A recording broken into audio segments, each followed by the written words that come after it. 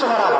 హృదయం శుద్ధిపరచబడకుండా పరమాత్మ దగ్గరికి వెళ్ళలేము. ఎందుకంటే దేవుడు పవిత్రమైనటువంటి వాడు.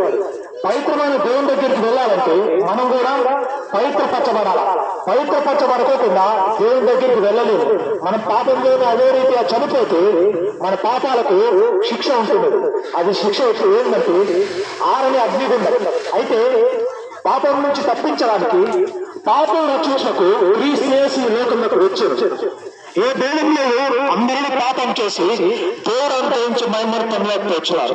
పాపం చేయట్లో చిన్నవారని, పెద్దవారని, గొప్పవారని, ధనికులని, పెద్ద కులమని, చిన్న కులమని ఎటువంటి తేడా లేదు. అందరమే పాపాత్మమే. బైబిల్ గ్రంథంలో ఒక భక్తుడు ఏమిటి అంటున్నాడు, నేను పాపంలోనే పుట్టిన్నాను. అయితే మనుషులందరూ పాపంలోనే పుడుతున్నాము. అంతేకాదు ఆయన క్రియలు బట్టి పాపం చేస్తున్నాము, పాపంలోనే చనిపోతున్నాము. దాని యొక్క ఫలితం ఏంటంటే